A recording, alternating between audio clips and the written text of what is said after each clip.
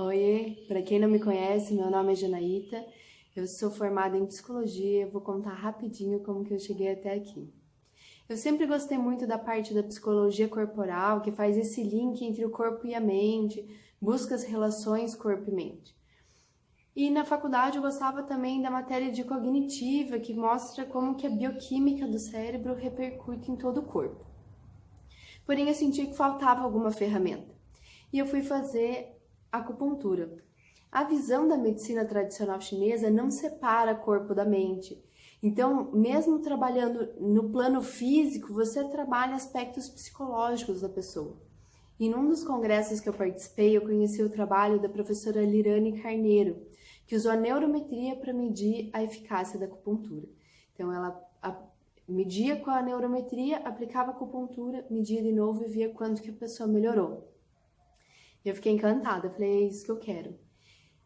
E o que é a neurometria? Segundo a Sociedade Brasileira de Neurometria, é uma metodologia multimodal com o objetivo de avaliar e treinar o cérebro. Para fazer toda essa avaliação, esse treinamento, a neurometria utiliza alguns sensores que são posicionados na mão esquerda, no perímetro encefálico ou numa máscara, e esses sensores são conectados num aparelho chamado Bioevolution, que capta os sinais do corpo, transforma e envia para um software. E o software nos dá o resultado em forma de gráfico. Sempre que tiver no verde tá bom e o que tiver no vermelho dá para melhorar. Na parte de avaliação, existem duas modalidades. Uma é a modalidade clínica, que vem muitos dados. Eu vou passar rapidamente por eles, só para a gente ter uma ideia do que a gente vai encontrar. Então, os 4 primeiros gráficos mostram controle de ansiedade, frequência cardíaca, fluxo sanguíneo e resposta fisiológica, que é a temperatura periférica. Ela é sempre mais baixa do que a temperatura que a gente mede a febre, minuto a minuto. Os próximos gráficos vão explorar um pouquinho mais os mesmos resultados, vão detalhar. Vocês podem acompanhar aqui, eu não vou entrar muito em detalhes, porque vai ficar um vídeo muito longo, com muita informação. A segunda parte da avaliação é a pesquisa científica. Então, você tem menos dados, porém, você pode parar o teste a hora que bem entender. Na avaliação clínica, não. Ele vai parar em 3 momentos. Deitado, quando levanta, respira profundo, e em pé, respirando normal. Na avaliação, na pesquisa, não, eu posso parar a qualquer momento. Eu posso parar em até 10 momentos diferentes. Então, eu trouxe um exemplo aqui que eu fiz uma respiração do yoga. Então, o tempo 0 são esses 3 primeiros cérebros. E aqui nessa outra tela a gente vê as 4 variáveis que estão sendo medidas, que é o controle de ansiedade, frequência cardíaca, fluxo sanguíneo e a resposta fisiológica. Essa porcentagem de fluxo sanguíneo mostra a dificuldade do sangue em fluir. Então, quanto maior esse número, pior, porque o sangue vai ter mais dificuldade. 5 minutos depois de iniciar a respiração, a gente já percebe que as cores mudaram completamente. Cores mais frias representam menor atividade cerebral. E a gente vê aqui nas porcentagens, nos números absolutos, que também houve uma variação. 15 minutos após iniciar o exercício respiratório, a gente já vê uma diferença, parece que ela não é mais tão significativa, mas algumas regiões do cérebro ficam ainda com as cores ainda mais frias. E esse último cérebro são 10 minutos de repouso. Então, terminou o exercício respiratório, fez o repouso e daí foi medido. A gente vê que aumentou bastante a atividade encefálica, porém em cores mais difusas do que anteriormente. E as variáveis permanecem quase iguais, quase sem alteração. Então, além dessa parte da avaliação que está medindo como que a pessoa está funcionando naquele momento, tem a parte do treinamento.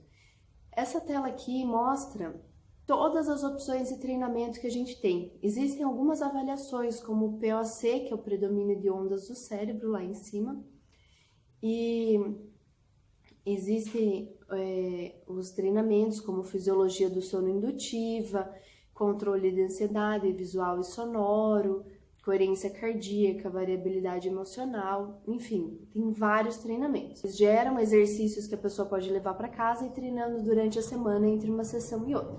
Quanto mais fizer, melhor. Na minha pesquisa do TCC de acupuntura, eu fiz uma avaliação neurométrica do perfil de pacientes com transtorno de ansiedade na visão da medicina chinesa. O que isso quer dizer? Eu peguei o transtorno de ansiedade e entendi o que ele é aqui pra gente, na nossa visão ocidental. Então, é caracterizado por uma excitabilidade do sistema nervoso simpático. Ou seja, a pessoa está muito acelerada, o simpático é o acelerador do corpo. Então, para medir quanto que ela estava acelerada, eu usei a neurometria.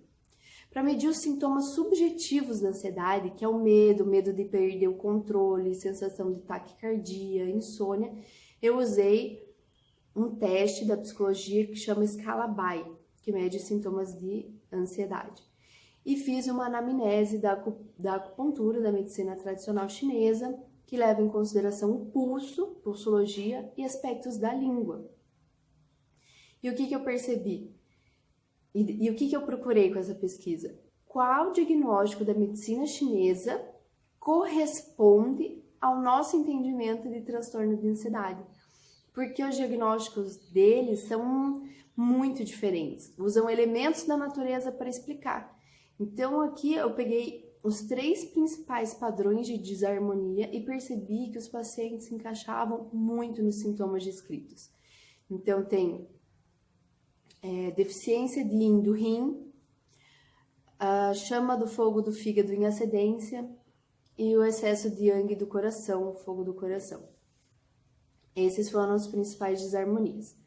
Então eu usei a escala BAI, a neurometria e um questionário da acupuntura, mais pulso e língua. E como que eu vim parar nesse mestrado? Teve um colega meu que fez uma terapia, se formou numa terapia que chama Renascimento, que é através da respiração. Ele falou, Janaína, vamos usar a neurometria para medir respiração e tal.